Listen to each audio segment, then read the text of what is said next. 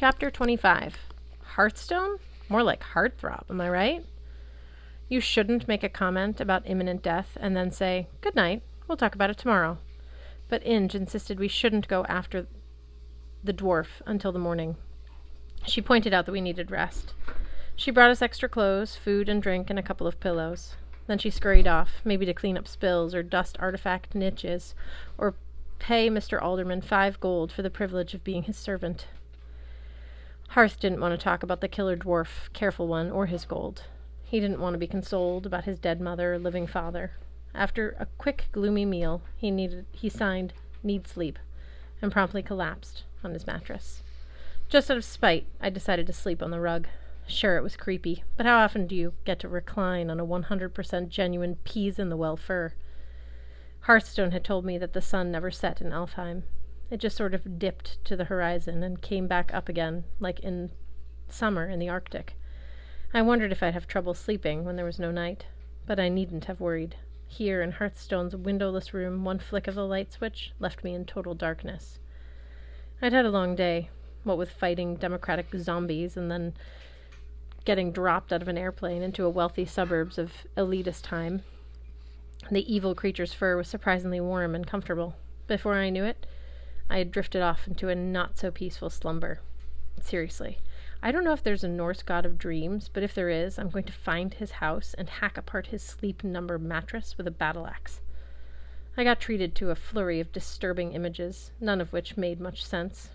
I saw my Uncle Randolph's ship listing in the storm, heard his daughter screaming from inside the wheelhouse. Sam and Amir, who had no business being there, clung to opposite sides of the deck, trying to reach each other's hands until a wave crashed over them and swept them out to sea. The dream shifted. I saw Alex Fierro in her suite in Valhalla, throwing ceramic pots across an atrium. Loki stood in her bedroom, casually adjusting his paisley bow tie in the mirror, as pots passed through him and smashed against the wall. "It's such a simple request, Alex," he said. "The alternative will be unpleasant." "Do you think because you're dead you have nothing to lose?" "You were very wrong." "Get out!" Alex screamed. Loki turned, but he was no longer a he. The god had changed into a young woman with long red hair and dazzling eyes, an emerald green evening gown accentuating her figure. "Temper, temper, love," she purred. "Remember where you come from." The words reverberated, shaking the scene apart. I found myself in a cavern of bubbling sulfuric pools and thick stalagmites. The god Loki, wearing only a loincloth, lay lashed to 3 rock columns, his arms spread wide, his legs bound together, his ankles and wrists tied with glistening dark cords of calcified guts. Coiled around a stalactite above his head was a massive green serpent, jaws open, fangs dripping venom into the god's eyes. But instead of screaming, Loki was laughing as his face burned. "Soon enough, Magnus," he called. "Don't forget your wedding invitation." A different scene, a mountainside in Jotunheim in the middle of a blizzard.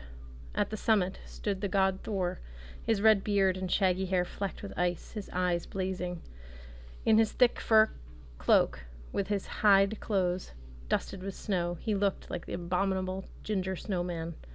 Coming up the slope to kill him were 1,000 giants, an army of gargantuans, in armor fashioned from slabs of stone, their spears the size of redwood trees.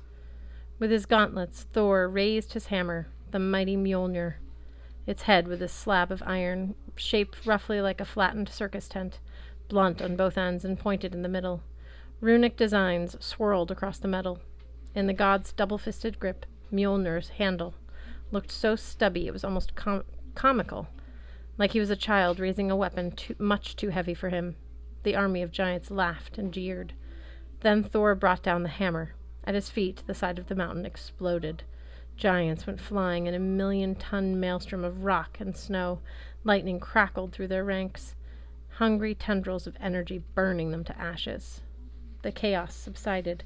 Thor glowered down at the 1,000 dead enemies now littering the slope. Then he looked directly at me.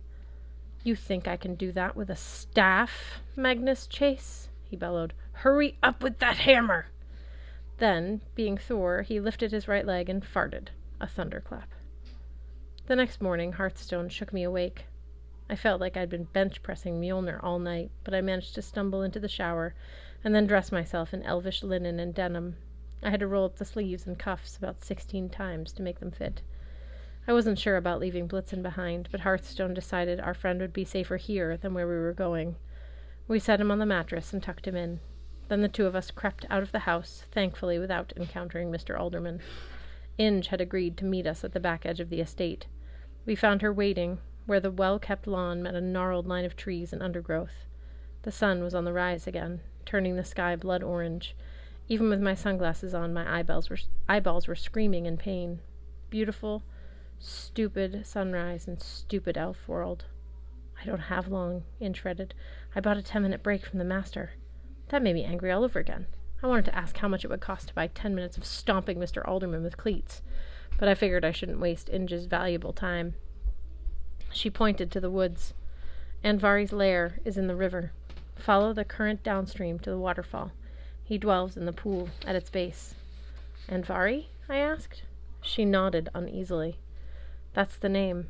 That's his name. The careful one, in the old language. And this dwarf lives underwater? In the shape of a fish, said Ange. Oh, naturally. Hearthstone signed to Inge. How do you know this?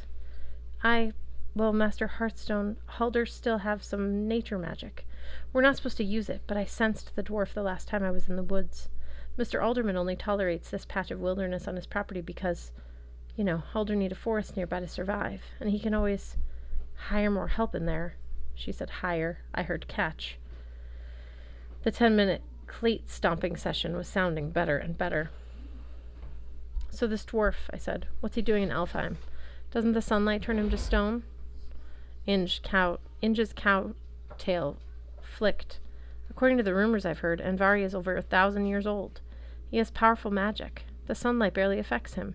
Also, he stays in the darkest depths of the pool. I suppose he thought Elfheim was a safe place to hide. His gold has been stolen before by dwarves, humans, even gods.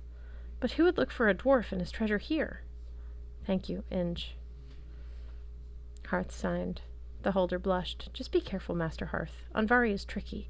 His treasure is sure to be hidden and protected by all sorts of enchantments. I'm sorry I can only tell you where to find him, not how to defeat him. Hearthstone gave Inge a hug. I was afraid the poor girl's bonnet might pop off like a bottle cap. Please, good luck. She dashed off. I turned to Hearthstone. Has she been in love with you since you were kids? Hearth pointed at me and then circled his finger at the side of his head. You're crazy.